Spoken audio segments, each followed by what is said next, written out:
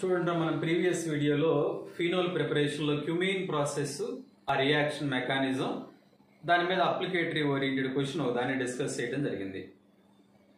ఇప్పుడు ఈ వీడియోలో ఏం చేద్దామంటే డౌస్ ప్రాసెస్ అండి. డౌస్ ప్రాసెస్ కూడా very very important.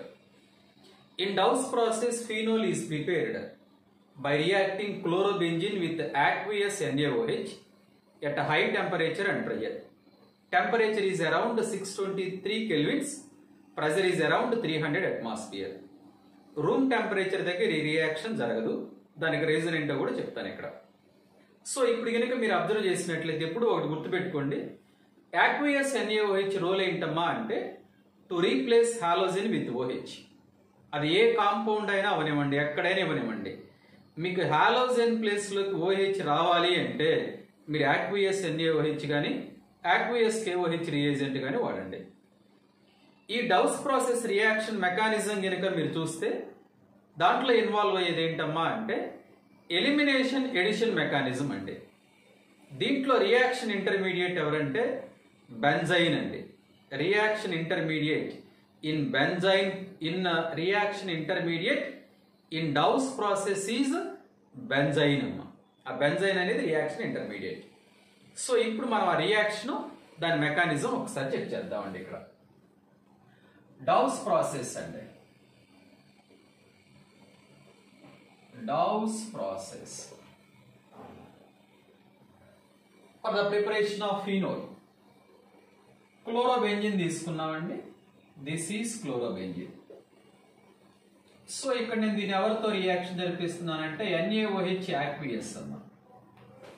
Temperature around 623 kelvins, pressure is around 300 atmospheres. Aqueous NaOH role is to replace halogen with OH అండి. ఇది ఫినోల్ మనకు తయారైంది. This is phenol. +7 అన్న అంటే NaCl. ఇదే రియాక్షన్ నార్మల్ బిట్స్ లో మీకు ఇస్తాడు. ఇక్కడ 50 డిగ్రీ సెంటిగ్రేడ్ అని 30 డిగ్రీ సెంటిగ్రేడ్ అని. అప్పుడు రియాక్షన్ జరగదండి. బికాజ్ మనకి this is a nucleophilic substitution reaction. But aryl halides and vinyl halides are less reactive towards nucleophiles. So why aryl halides and vinyl halides are less reactive towards nucleophiles? 4 reasons discuss చేయడం జరిగింది. ఒకటి first one is mesomeric effect అన్నాం. Second one is strong and less polar CX bond అనుకున్నాం. Third one is instability of phenyl cation. Fourth one is high electron density of benzene ring అండి. అంటే it means benzene ring లో 6 పై electrons ఉన్నాయి, high electron density. ఈ incoming nucleophile OH minus కి ఈ benzene ring లో ఉన్న హై ఎలక్ట్రాన్ డెన్సిటీకి మధ్యలో స్టీరిక్ రిపల్షన్స్ ఉంటాయి. అందువల్ల నార్మల్ కండిషన్స్ దగ్గర ఎరైల్ హాలైడ్ అనేది ఆర్ వెనైల్ హాలైడ్స్ అనేవి న్యూక్లియోఫిలిక్ సబ్స్టిట్యూషన్ రియాక్షన్ లో ఇన్వాల్వ్ కావు. కాబట్టి మనం హై టెంపరేచర్ ప్రెజర్ వాడాం. ఓకే. సో ఇప్పుడు మనం ఈ రియాక్షన్ మెకానిజం తో పాటుగా దీనికి అప్లికేషన్స్ కూడా మనం చూడొచ్చు. మన aryl halides are less reactive because high electron density of benzene ring అండి. ఈ బెంజిన్ రింగ్ లో ఉన్న హై ఎలక్ట్రాన్ డెన్సిటీకి ఈ OH మైనస్ న్యూక్లియోఫైల్ కి మధ్యలో స్టీరిక్ రిపల్షన్స్ వల్ల ఇది లెస్ రియాక్టివ్ అన్నాం. అయితే ఈ బెంజిన్ రింగ్ లో ఉన్నటువంటి ఎలక్ట్రాన్ డెన్సిటీని తగ్గిస్తే రిపల్షన్స్ తగ్గి న్యూక్లియోఫైల్ ఈజీగా దీని మీద అటాక్ అవుతుందండి. అందువల్ల మనం ఈ బెంజిన్ రింగ్ లో ఎలక్ట్రాన్ విత్డ్రాయింగ్ గ్రూప్స్ ఇంట్రడ్యూస్ చేస్తాం, especially at ortho and para positions. For example, లో టెంపరేచర్ దగ్గరే రియాక్షన్ చేయాలి అనుకుంటే దీన్ని ఏం చేసామో చూద్దాం. ఇది Cl అమ్మ. ఈ పారా ప్లేస్ లో నేను ఎలక్ట్రాన్ విత్డ్రాయింగ్ గ్రూప్ వాడానండి. Electron withdrawing group. ఈ ఎలక్ట్రాన్ విత్డ్రాయింగ్ గ్రూప్ ఏం చేస్తుందంటే ఈ బెంజిన్ రింగ్ లో ఎలక్ట్రాన్ డెన్సిటీ తగ్గిస్తుంది. అందువల్ల న్యూక్లియోఫైల్ తో రిపల్షన్స్ తగ్గిపోతాయి. కాబట్టి రిలేటివ్ గా ఈజీగా అటాక్ అవుతుంది. సో ఇక్కడ కూడా యాక్వియస్ NaOH అమ్మ. Aqueous NaOH temperature is around 433 kelvins అండి. సో ఇక్కడ మనకు ఫామ్ అయ్యేది ఫినోల్. ఇంకో ఎలక్ట్రాన్ విత్డ్రాయింగ్ గ్రూప్ కూడా యూజ్ చేసుకోండి. This is chlorobenzene. Ortho place లోనే ఎలక్ట్రాన్ విత్డ్రాయింగ్ వాడామమ్మా, పారా ప్లేస్ లో కూడా ఎలక్ట్రాన్ విత్డ్రాయింగ్ గ్రూప్ వాడాము. దీంతో కంపేర్ చేస్తే ఈ బెంజిన్ రింగ్ లో ఇంకా ఎలక్ట్రాన్ డెన్సిటీ తక్కువ, due to 2 electron withdrawing groups at ortho and para positions అండి. సో అగైన్ NaOH aqueous అమ్మా, టెంపరేచర్ అరౌండ్ 368 కెల్విన్స్ అండి, ఇక్కడ కన్నా తక్కువ. సో ఇప్పుడు ఇక్కడ మనకు ఫామ్ అయింది ఎవరమ్మా అంటే ఫీనోల్ అండి. This is phenol. ఈ నెక్స్ట్ కేసులో ఏం చేస్తున్నారా అంటే ortho place, para place, again ortho place అండి. యాక్వియస్ NaOH వాడారు. సో జస్ట్ వామ్ చేస్తే చాలమ్మా, యాక్వియస్ NaOH కూడా అక్కర్లేదు. వాటర్ తో వామ్ చేసినా కూడా మనకి ఏమవుతుందిరా అంటే ఈజీగా Cl ప్లేస్ లో OH వచ్చేస్తుంది. ఆ ఎలక్ట్రాన్ విత్డ్రాయింగ్ గ్రూప్స్ వల్ల రియాక్టివిటీ పెరిగింది. This is NO2. ఇక్కడ కూడా ఎవరు వస్తారమ్మా అంటే NO2. 2,4,6 ట్రైనైట్రోఫీనోల్ అండి. ఈ 2,4,6 ట్రైనైట్రోఫీనోల్ నే పిక్రిక్ యాసిడ్ అని కూడా అంటారండి. Picric acid. సో ఇప్పుడు మీరు కనుక అబ్జర్వ్ చేస్తే as the number of electron withdrawing groups increases, rate of reactivity increases.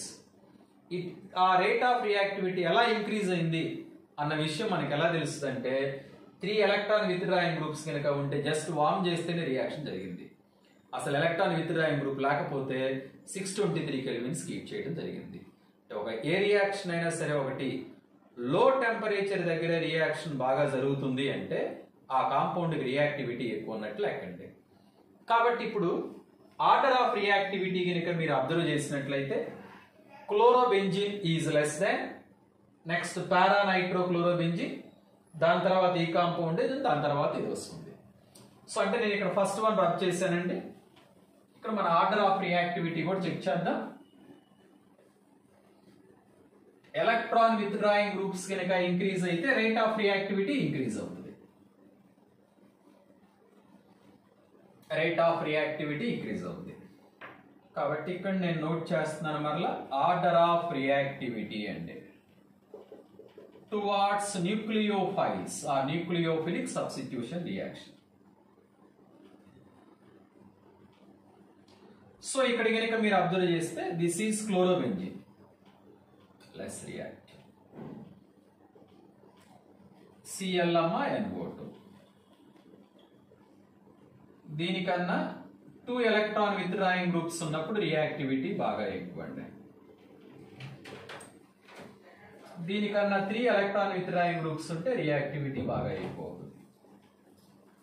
Cl NO2 NO2 NO2. As the number of electron withdrawing groups increases,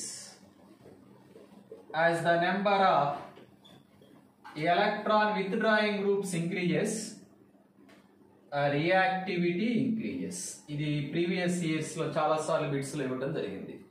Which of the following is more reactive towards nucleophiles అని.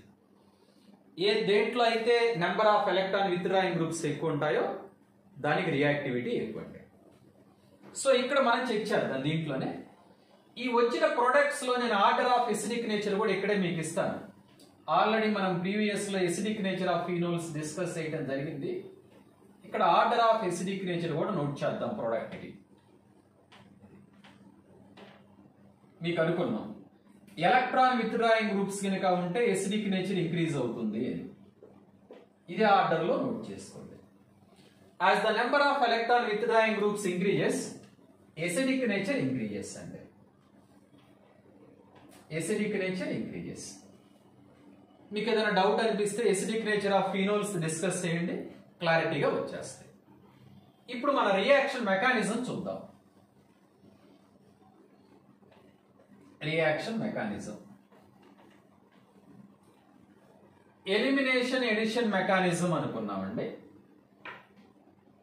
Reaction mechanism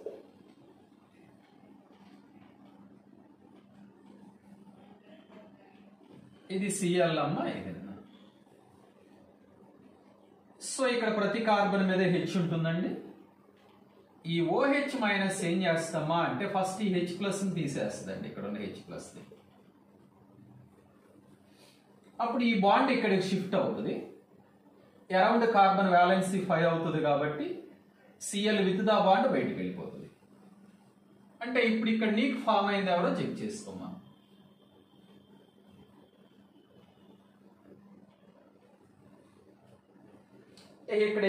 ఇక్కడ water molecule Cl minus గా బయటికి వెళ్ళిపోయింది.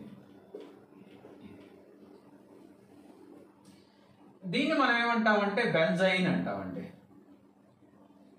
Benzyl. ఈ benzyl అనేది ఏంట్రా అంటే ఇక్కడ రియాక్షన్ ఇంటర్మీడియట్ అన్న, రియాక్షన్ ఇంటర్మీడియట్. ఇది కూడా ఈ బాండ్ ఏ బాండ్ అంటే పై బాండ్ అండి. జనరల్ గా మనం కెమికల్ బాండ్ లో డిస్కస్ చేసినప్పుడు pi bond is always formed by the sidewise overlapping of pure orbitals అనుకుంటాం. But exception అమ్మా, in benzene pi bond is formed by sp2 orbitals అండి. ఎందుకంటే ఈ ఆర్బిటాల్ sp2 అమ్మా, ఇక్కడ కూడా మనకి sp2 ఆర్బిటాల్ ఉంటుంది. sp2 pi bond. అన్ని కేసుల్లో కూడా మనకి pi bond ఫామ్ అయ్యేది ప్యూర్ ఆర్బిటాల్ వల్ల. బట్ బెంజైన్ లో ఉన్న ఈ extra pi bond is formed by the overlapping of sp2 orbital అండి. సో ఇప్పుడు నెక్స్ట్ స్టెప్ కి వెళ్దామండి. ఈ బెంజైన్ ఇంటర్మీడియట్ నేను ఇక్కడ ఈ హాలోజన్ ఉన్న ప్లేస్ ని ఇట్లా స్టార్ తో ఇండికేట్ చేసుకుంటున్నానమ్మా. ఇది ఇప్పుడు మనం అక్కడ స్టెప్ 2 కి వచ్చేద్దామండి. దీంట్లో ఇది బెంజైన్ అండి. సో ఇక్కడ మనకి రెండు రకాల సబ్స్టిట్యూషన్ పాసిబిలిటీ ఉంటుందమ్మా, రెండు రకాల substitution. This is OH minus అండి. ఈ పై బాండ్ కనుక ఇటువైపు షిఫ్ట్ అయింది అనుకోండి, ఎలక్ట్రోమెరిక్ ఎఫెక్ట్.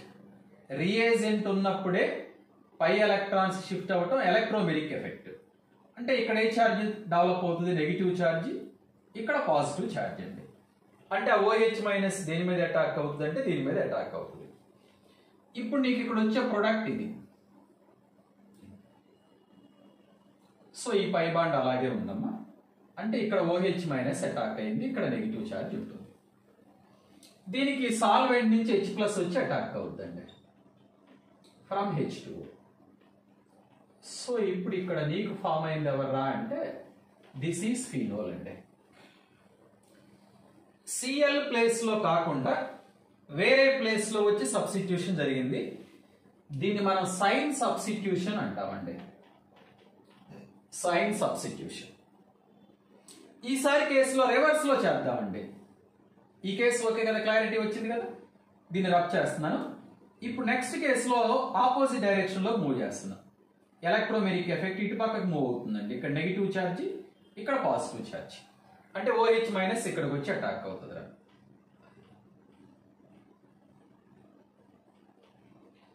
దిస్ ఈజ్ OH అండి, ఇక్కడ నెగిటివ్ ఛార్జ్. ఈ నెక్స్ట్ స్టెప్ లో దీనికి H ప్లస్ అటాక్ అవుతుంది ఫ్రమ్ సాల్వెంట్ వాటర్ అండి. సో ఇప్పుడు ఇక్కడ నీకు ఫామ్ అయ్యేది ఎవరమ్మా అంటే ఇది, దిస్ ఈజ్ OH. అంటే కరెక్ట్ గా హాలోజన్ ఏ ప్లేస్ లో అయితే ఉందో ఆ ప్లేస్ లోకే OH గ్రూప్ వచ్చి అటాక్ అయింది, OH మైనస్. దీన్ని మనం ఏమంటామమ్మా అంటే డైరెక్ట్ సబ్స్టిట్యూషన్ అండి, డైరెక్ట్ సబ్స్టిట్యూషన్. కరెక్ట్ గా హాలోజన్ ప్లేస్ లోకి వచ్చి అటాక్ అయితేనేమో డైరెక్ట్ సబ్స్టిట్యూషన్, అడ్జసెంట్ ప్లేస్ లో కనుక అటాక్ అయితేనేమో సైన్ సబ్స్టిట్యూషన్ అండి. ఇది రియాక్షన్ మెకానిజం.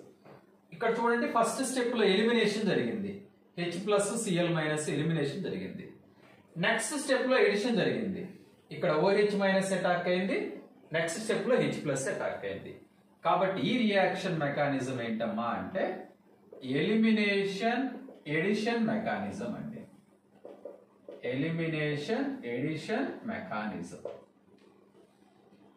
సో ఇది మనం చూసిన దీంట్లో ఏం చేసావురా, in Dow's process phenol is prepared by reacting chlorobenzene with aqueous NaOH at around 623 kelvins and 300 atmospheric pressure. In this reaction nucleophile is OH minus. దాని తర్వాత ఈ aryl halide less reactive towards nucleophiles, దాని reactivity పెంచాలి అంటే మన electron withdrawing groups వాడ. Electron withdrawing groups increase అయ్యే కొద్దీ రియాక్షన్ యొక్క టెంపరేచర్ కూడా తగ్గుతుంది. అంటే ఇట్ షోస్ ఏంటంటే as the number of electron withdrawing groups increases rate of reactivity increases. మెకానిజంలో కనుక మీరు చూసినట్లయితే దీంట్లో ఇన్వాల్వ్ అయ్యే రియాక్షన్ ఇంటర్మీడియట్ ఎవరమ్మా అంటే బెంజైన్. దాంట్లో ఫామ్ అయిన extra pi bond is formed by the overlapping of sp2 orbital అండి. సో Cl ప్లేస్ లోకి డైరెక్ట్ గా OH వచ్చి అటాక్ అయితేనేమో డైరెక్ట్ సబ్స్టిట్యూషన్, అడ్జసెంట్ ప్లేస్ లో కనుక అటాక్ అయితేనేమో సైన్ సబ్స్టిట్యూషన్ అమ్మా. సో ఇది చూసిన తర్వాత మీరు ఏం చేస్తారంటే ఈ వీడియో మొత్తం లాస్ట్ లోకి వచ్చిన తర్వాత సబ్స్క్రైబ్ చేసుకొని ఆ బెల్ బటన్ ని బెల్ ఐకాన్ ని కూడా ప్రెస్ చేయండి. అప్పుడు మీకు ఏమవుతాయంటే నోటిఫికేషన్స్ అన్ని కూడా రెగ్యులర్ గా రావడం జరుగుతూ ఉంటుంది. Thank you. మీరు చూడటం అయిపోయిన తర్వాత ఏం చేస్తారంటే మీ ఫ్రెండ్స్ కూడా ఎవరన్నా ఉంటే వాళ్ళకు కూడా షేర్ చేయండి, లైక్ చేయండి, వాళ్ళకు కూడా బెనిఫిట్ జరుగుతుంది.